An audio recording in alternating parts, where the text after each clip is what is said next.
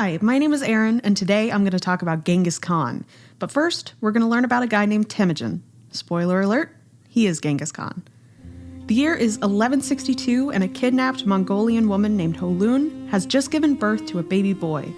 The father, a powerful man of Holun's kidnapping tribe, Yesugei, names the child Temujin after an enemy he had slain years ago.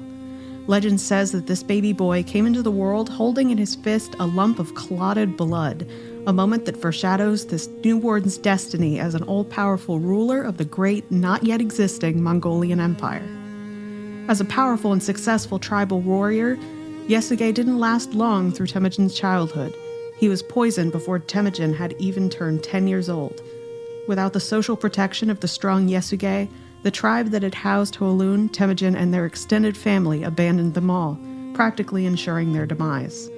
Luckily, Holun and the rest of the family had an iron resolve and will to live, so they all survived year after year by foraging in the steppe lands.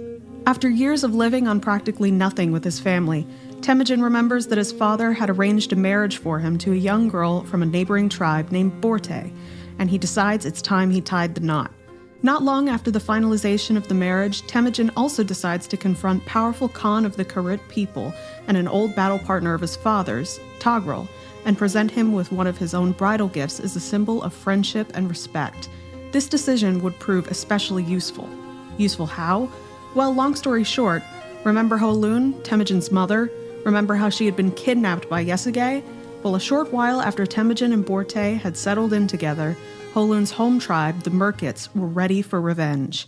The Merkits stormed the camp, kidnapped Borte, and disappeared. Outraged, Temujin appears again before Togrul for help.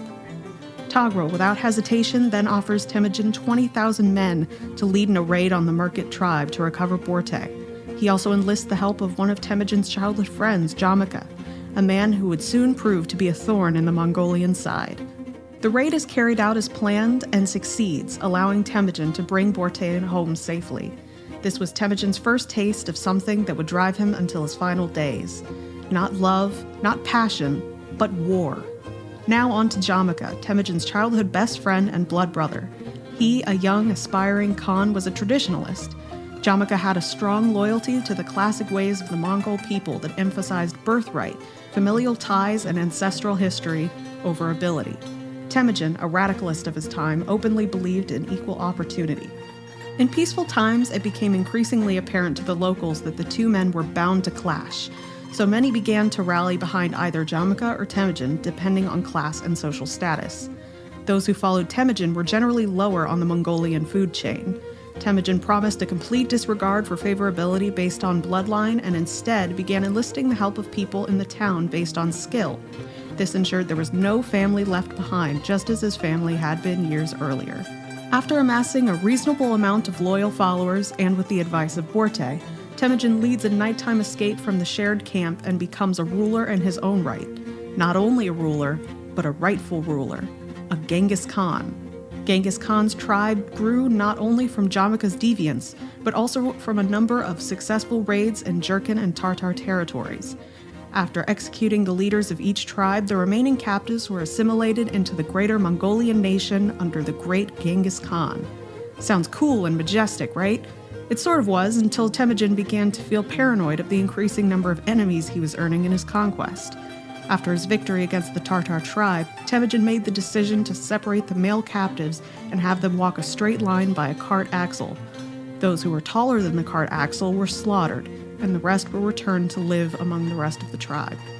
While this may seem cruel, the system still abided by Genghis Khan's policy that his supporters loved so dearly: equal opportunity regardless of social standing. Temujin's political case may have been strong, but do you know what's stronger? Thousands of loyal Mongolian warriors ruthlessly riding through your town on horseback, with a full intent on slaughtering the aristocratic leaders and looting all your possessions. Genghis Khan built his clan to battle, to intimidate, and to win. His armies were famous for their use of horses for the sake of speed and height over the opponent's foot soldiers, and for the battalions led by both elected leaders and Genghis Khan's personal choice for the larger parts of the army.